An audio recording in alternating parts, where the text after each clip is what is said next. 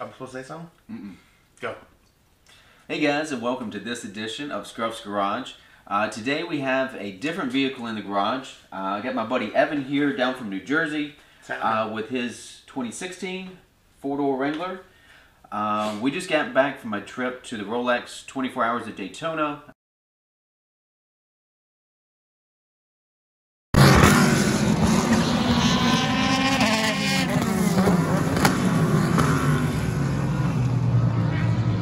And while he was in town, we decided we're going to put a small lift kit on his Jeep. It's time for some new tires, and before we do that, figure go ahead and get it up a little bit.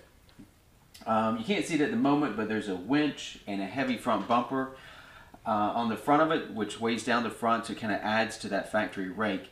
So what we decided to do is get this lift kit from Extreme Terrain. The brand is Mammoth suspension.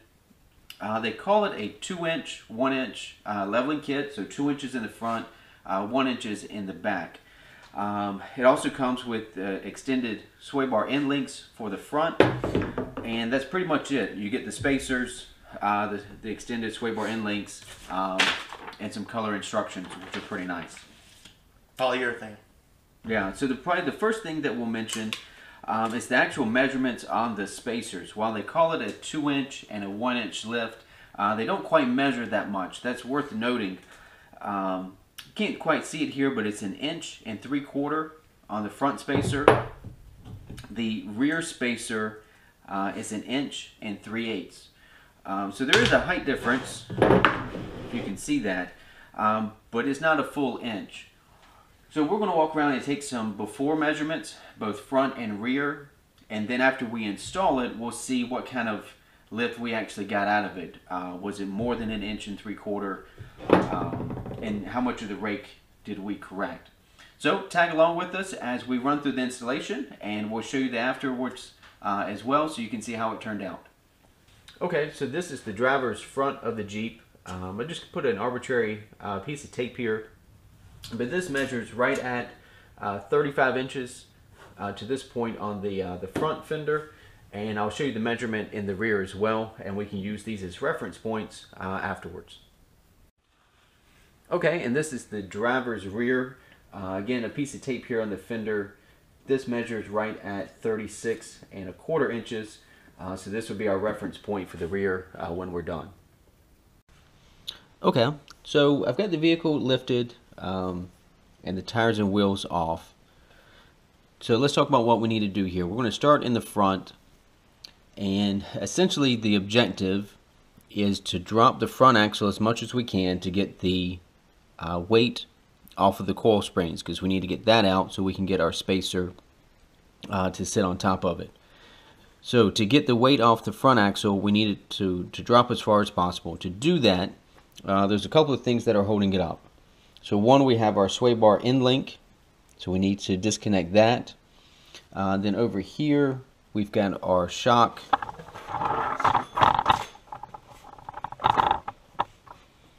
We'll disconnect our lower shock mount. Let's take that bolt off, and then pan up just a little bit. We don't want to stretch our brake lines too far. So this is a 10mm bolt. This is what holds the brake line bracket to the frame rail. If we take that out, this little bracket comes loose and will give us just a little bit of slack so that we don't overstretch our brake lines, because that could be a safety hazard. At this point, I already did the driver's side, and I left everything disconnected. So I've already got the spacer in, but I left the sway bar end link and the lower shock mount and the brake line, all that disconnected at the moment. So that's pretty far down over there, and I did that. Hopefully that will make getting this side down a little bit easier as well.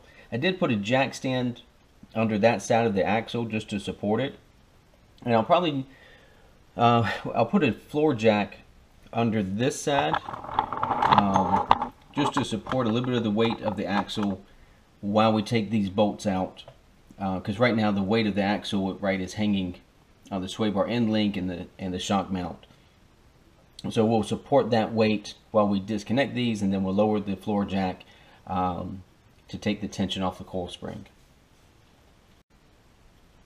Okay, so we're going to start by disconnecting the upper sway bar end link to keep the there's the nut, the nut is on the back side of this. It's an 18 millimeter.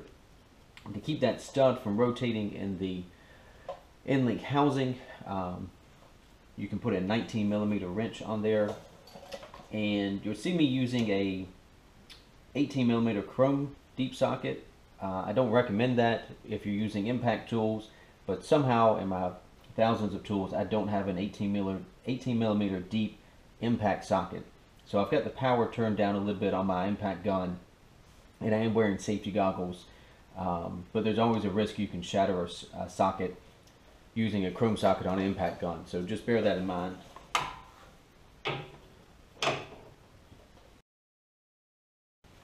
Okay, and then to get the lower bolt out, it's an 18 millimeter on this side and then a 18 millimeter nut on that side.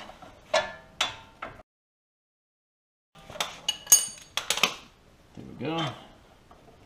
Get that out.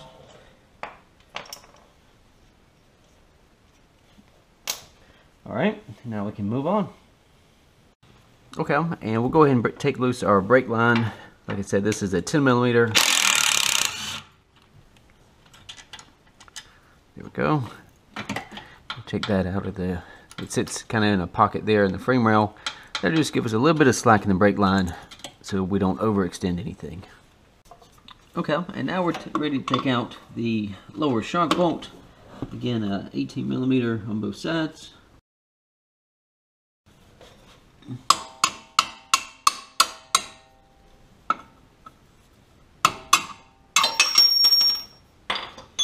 There we go, and the lower shock bolt is out. That's loose, brake lines are loose, and links are loose. Alright, so we can lower the axle.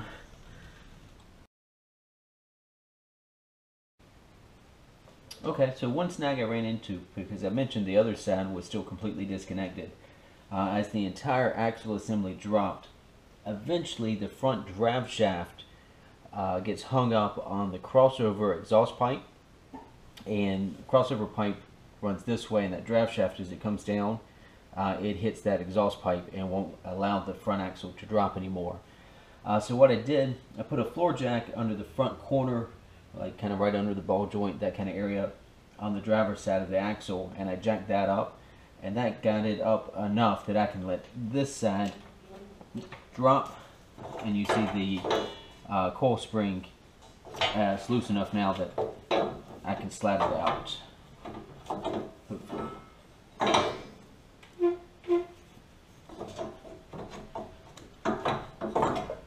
There we go.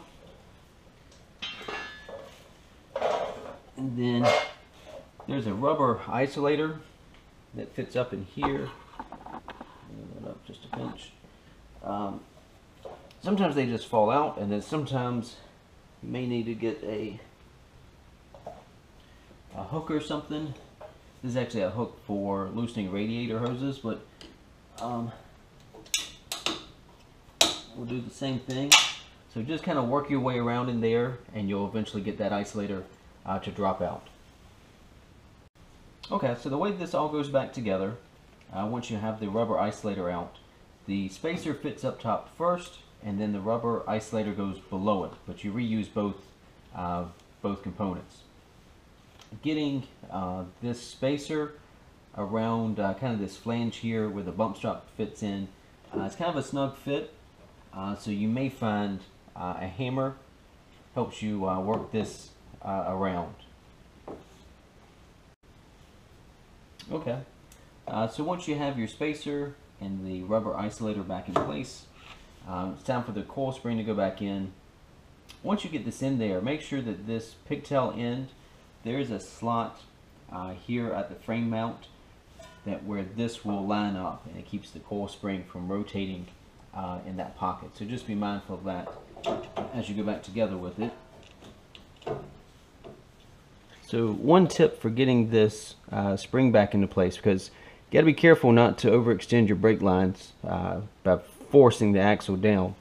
But if you rotate the coil spring, if you can see, this end sits a little lower than this, but if you rotate it like that,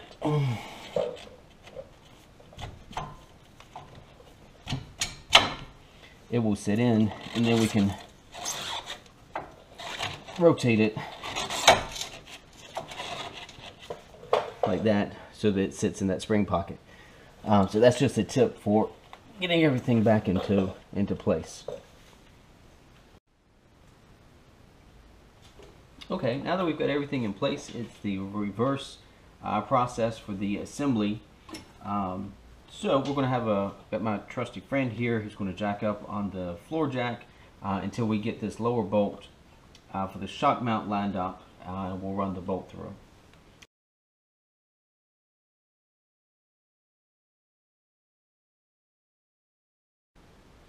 Okay, and then just slide your brake line bracket back in place and run the bolt in.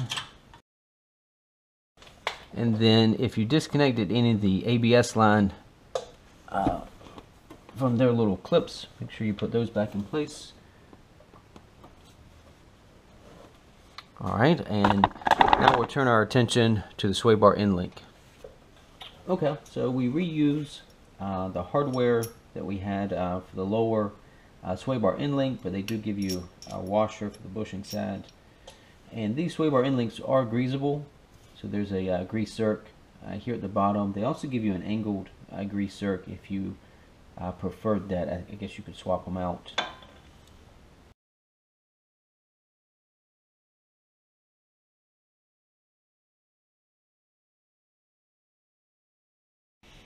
Okay, and then the upper takes a 6mm hex and then a 19mm socket. So there we go. That's how this side goes together. Right, we've got our extended sway bar in place. We've got our spacer in there, along with our factory isolator. The coil springs back in, the lower shock mounts in, and we reconnected the 10mm bolt that holds our brake line to the frame rail.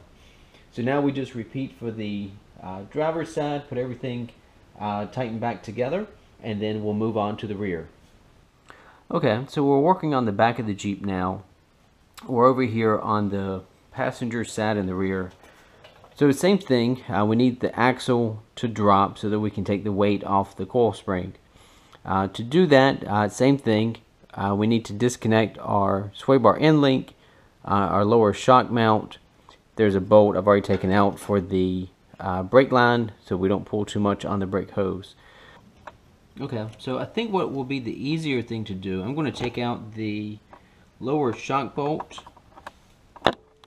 here, and once I've done that with the shock out of the way, I can get to this lower sway bar end link bolt. On the other side, on the driver's side, I took out the upper sway bar end link bolt, but I think on this side, because the track bar bracket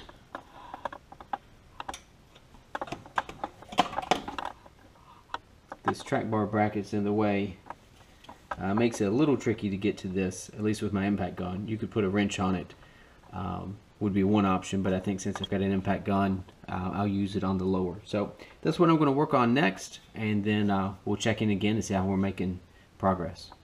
Okay. The other thing I'll mention that I forgot to tell you about before, if you can see, let's see if I can name that up. This line here, there's some clips that go into the frame rail. Pull those out. They're little Christmas tree clips. They'll pull out of the frame rail. But you don't want to pull those. So what we did, we've already done the driver's side. We've got the spacer in place, and what we had to do, we had to get both sides completely loose. Sway bar end links, the lower shock mounts, that sort of thing. We lowered, driver's side was lowered all the way, and then we lowered the passenger side as much as we could until the parking brake cable got tight, and that was the kind of the stopping point on this side. And then it was kind of a two-man job pulling down on the axle, and I was able to work the coil spring out of its pocket and then get the spacer and that sort of thing back in. Now we're back over here to the passenger side.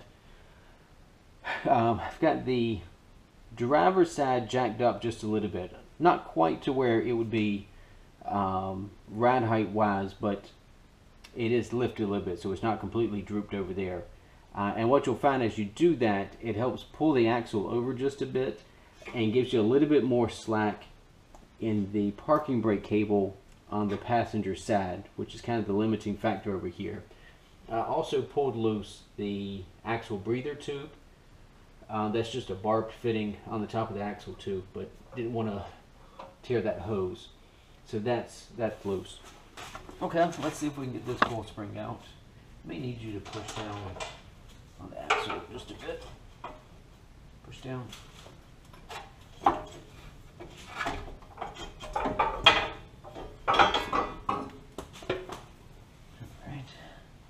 And again, just like in the front, it's the spacer, then the factory isolator.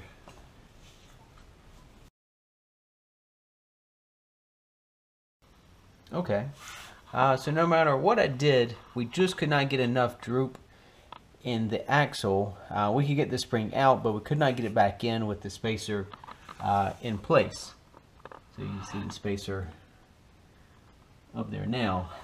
The key, what I was getting hung on, this is your emergency brake, parking brake cable, and there's one that goes to each brake, left and right. Up at the top, there are two 10mm nuts. If you take those loose, you'll get a ton more slack in this parking brake cable, and that will give you enough room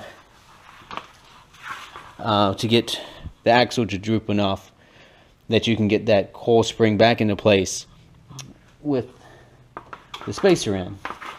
Okay, and then the reverse assembly, put the sway bar end-link bolt in place. Then you can do the rear lower shock mount bolt. Of course, your brake line, there's that 10mm bolt there. Then that guy that clips into the frame rail, and I also had to take loose, right, if I'm looking straight down,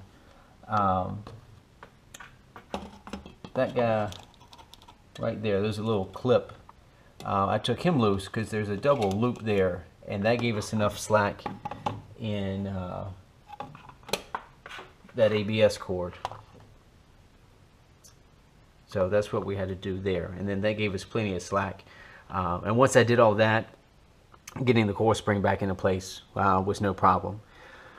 So this is the passenger side. It's all buttoned up. I'll finish buttoning up the driver's side of the rear, and that will be it from the installation standpoint. We'll get the tires and wheels back on, set it down on the ground, and we'll take some measurements. You can see how it turned out afterwards. Okay, so we're measuring the final product. This is the front. So we started at 35. We added an 1 3/4 inch spacer. We're right at 37. So that's exactly a 2-inch lift. So maybe they're onto something.